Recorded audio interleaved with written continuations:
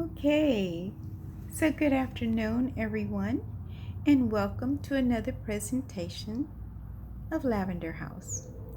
Today's presentation is actually very important and to my heart, and I'm titling this one, I Know Why Jesus Wept. And of course, it comes from my Christian background of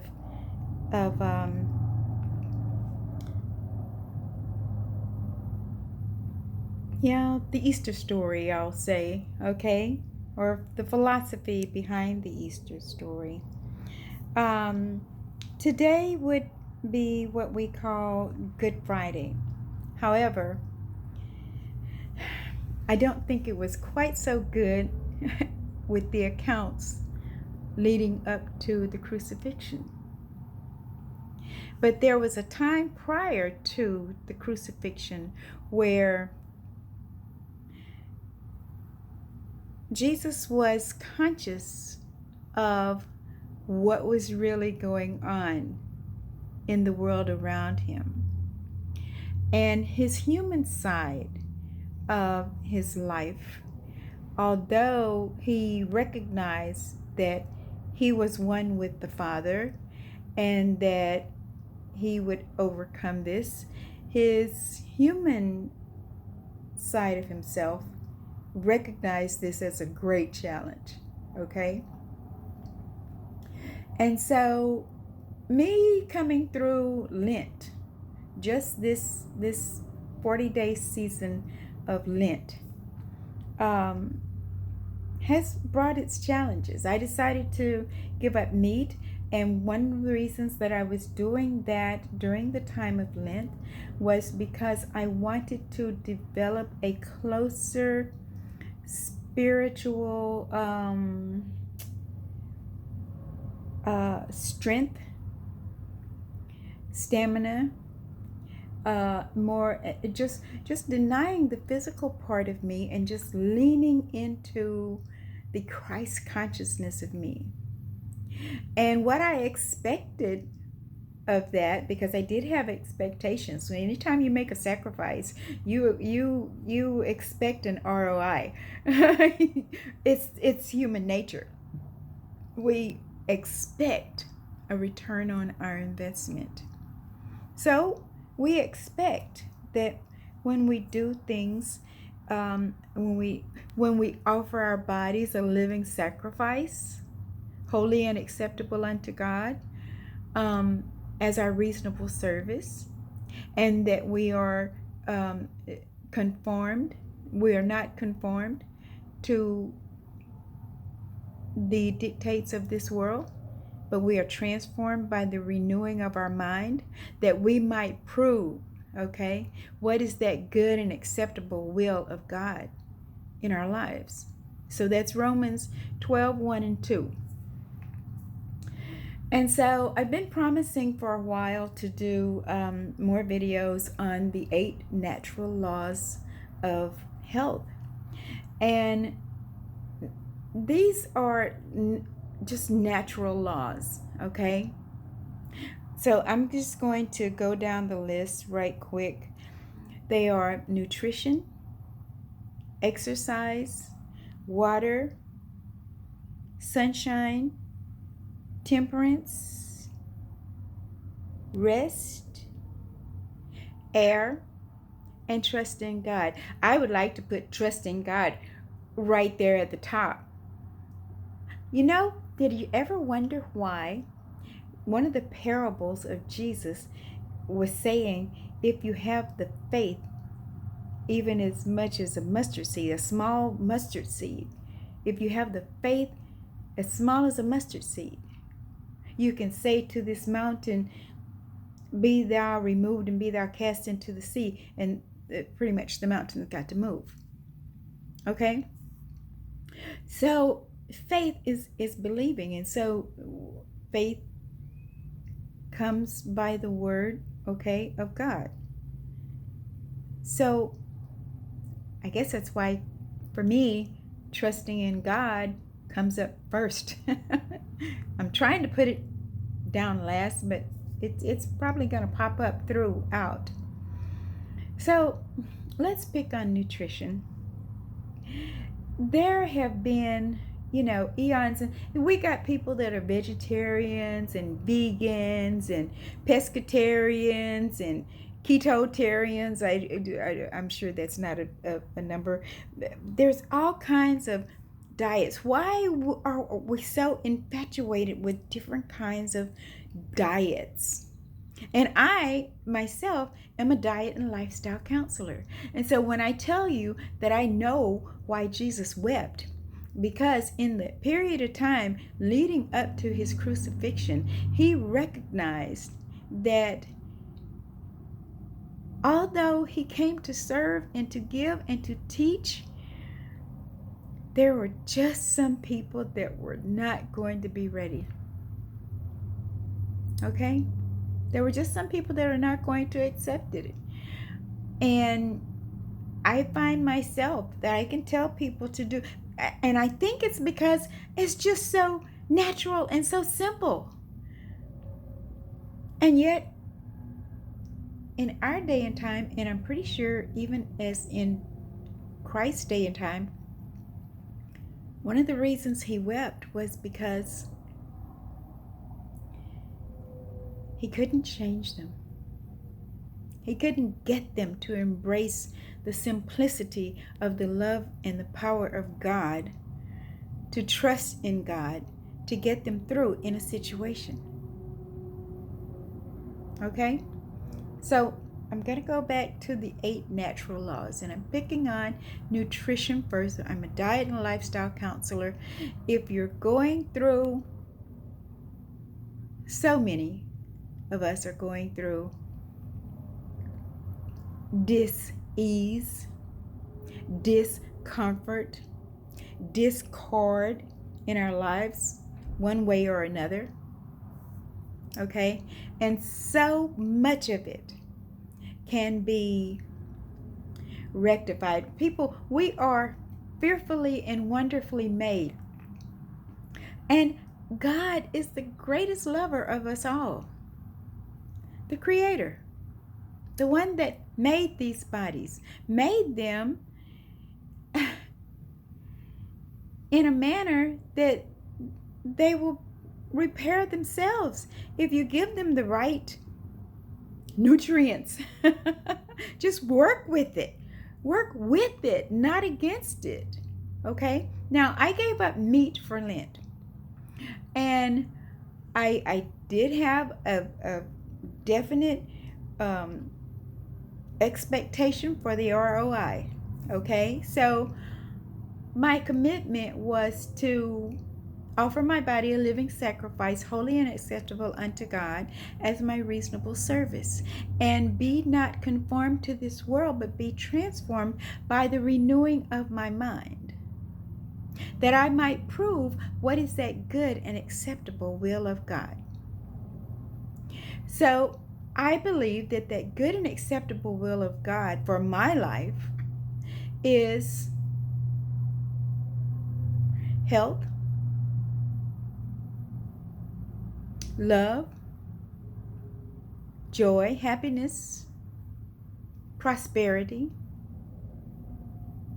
And I think money is in there with prosperity, peace, all that good stuff.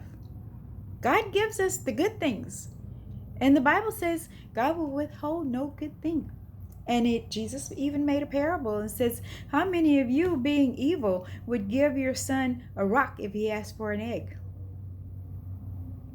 So, if you ask God for health, then wouldn't it seem a little bit reasonable? Because God's going to give you health. God says, here, have it. It is my will that you prosper and be in health, even as your soul prospers. And so many times, people walk away from that passage in the Bible, just like they walked away from the Sermon on the Mount, unchanged. Unchanged. There was an episode where Jesus told a person to, your sins are forgiven, you're healed, go and sin no more. Go forth and change your ways.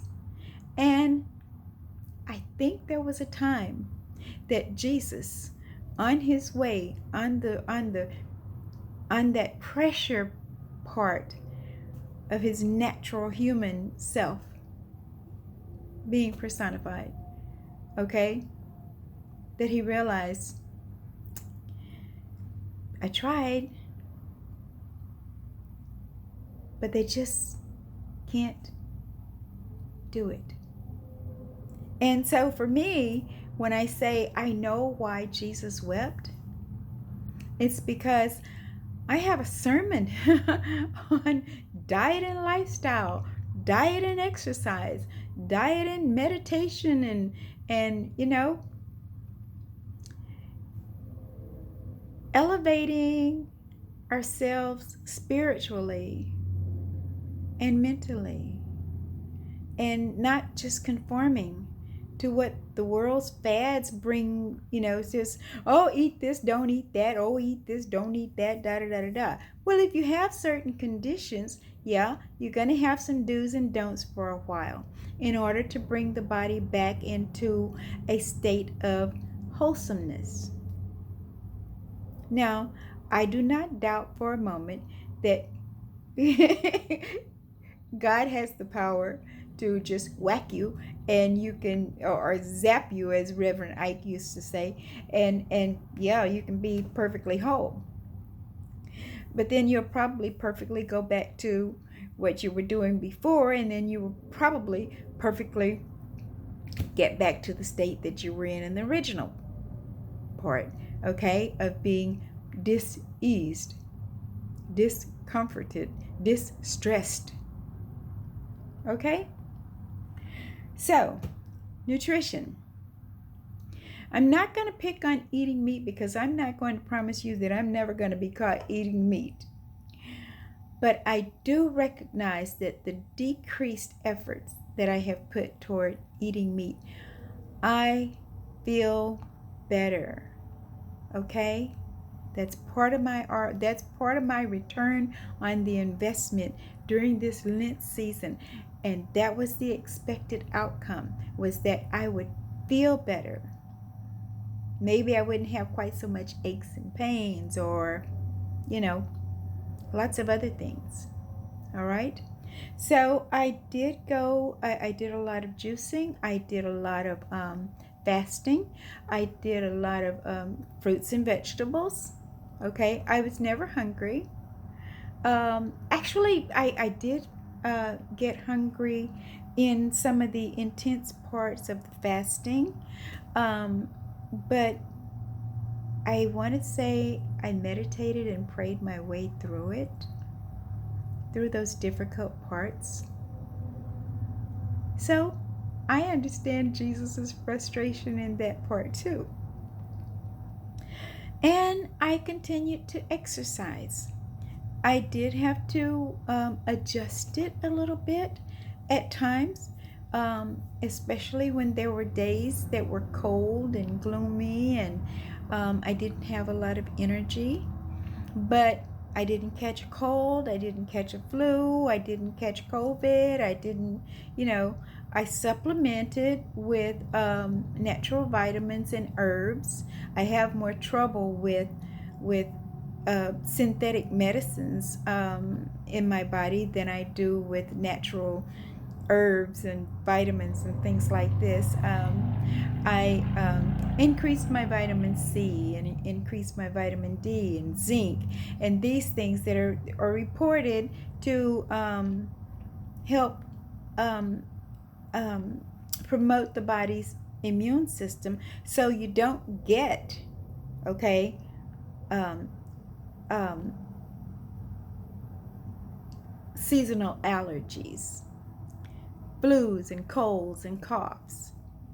There is nothing like watching someone you love go through the season where they can't breathe through their nose. They're spending most of their time, their nose is red and raw because they're so filled with mucus.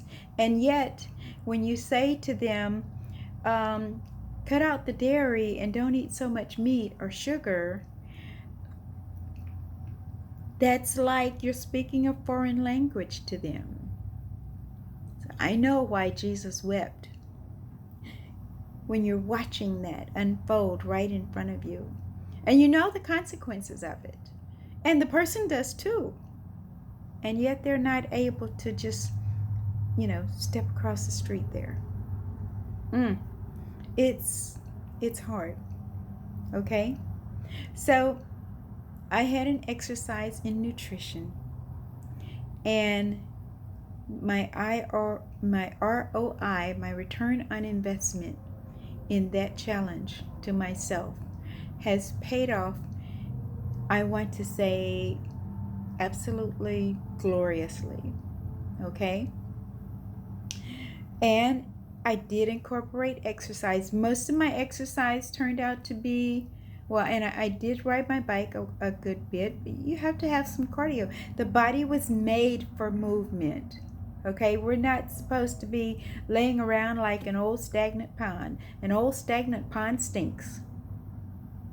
Okay, that might be a little brash, but I think it's truth, and it's my truth today. So I'm going to leave it there with you. Okay, so you need to move your body, folks.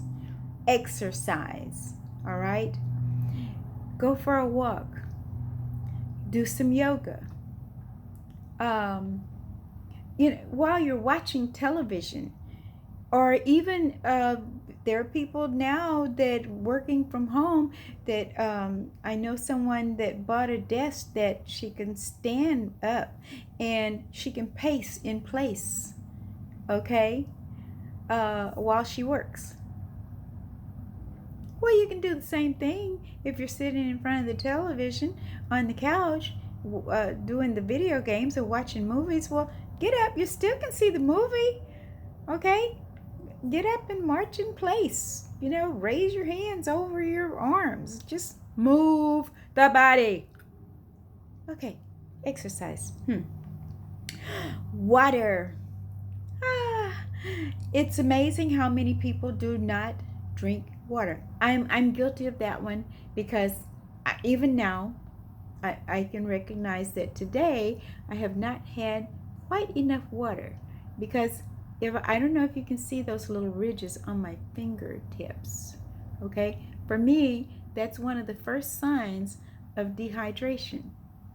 And if I go past that, the second sign will be a mild headache. Okay, and if I go much further than that, it might be that I have a little ankle swelling if I'm sitting still too long, because the body begins to hold on to some water because it doesn't have enough water. So it goes into preservation mode.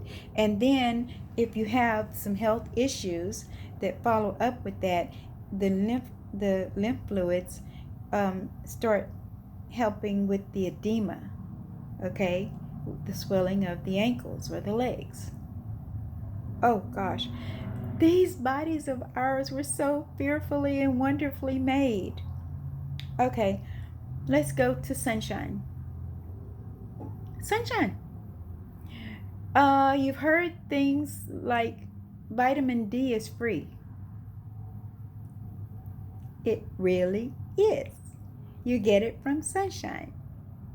And so if you're in the house all day, well, now if you're living in a place where it's snowing for like weeks on end, okay, then you may have to supplement, or you might have to get a specific type of light to encourage your body to produce, because your body will produce the vitamin D that you get from the sunlight, because it naturally processes through your liver. So if you can expose your belly parts, okay, to the sun for about 15 minutes a day, or any part of your body, on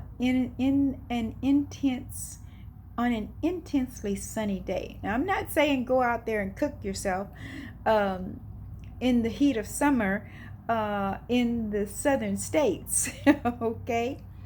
So And that brings up the next point, because the next point is going to be temperance, because you have to recognize self-control, okay, and moderation in all things.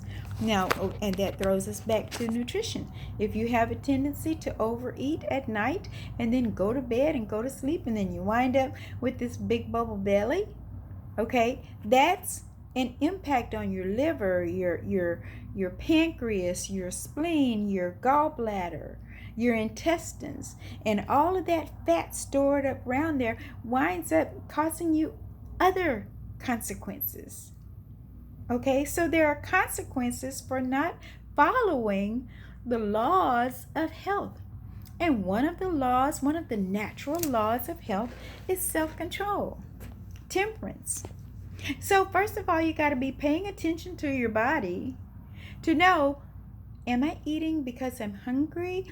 Am I eating just because it's available? Am I eating because I'm bored or lonely or just want a snack? Stop and think about what you're doing. And then recognize when you're full, when you're satisfied.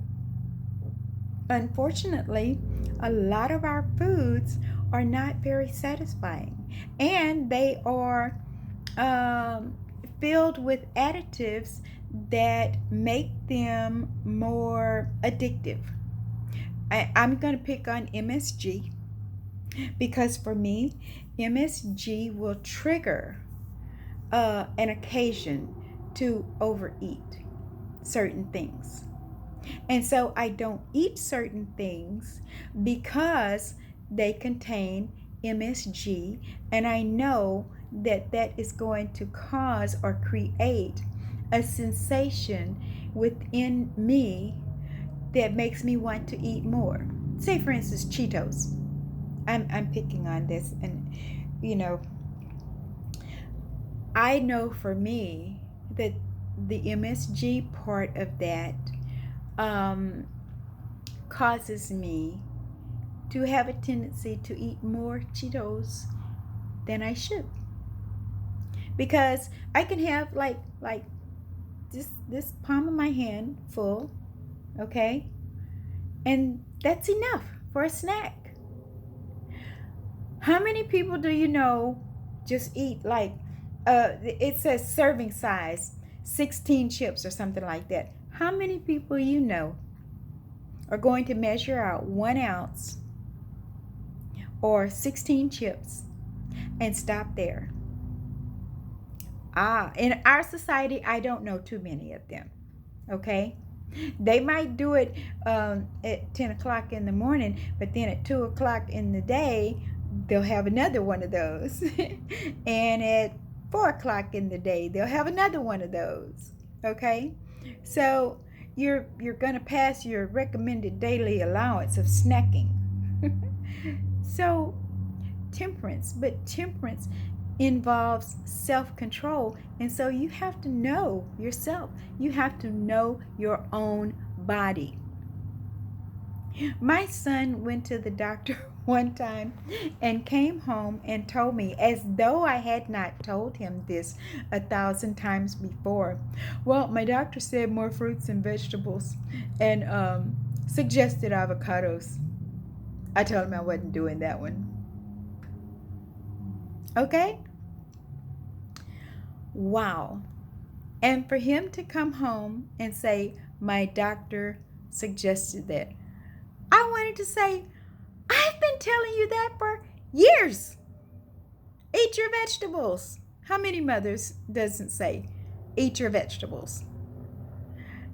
I buy the vegetables. I cook the vegetables. I buy the fruits. I slice it up, dice it up, pass it out to remind them that it's in the kitchen. It's available for them. God does the same thing. He says, it's available for you. You want it? You got it. But then we go make other choices that have other consequences. Okay, let's go to rest. So we've been dealing with a pandemic that has changed our lives, and we don't have to go to bed at 10 o'clock. Or do we? We don't have to get up before the sunrise. Or do we? Wouldn't it be better? I tried it both ways. I can stay up until midnight sometimes, and then I have trouble going to sleep, and I have trouble staying asleep. And then when it's time to wake up, because I normally wake up about 5:30, I want to go back to sleep.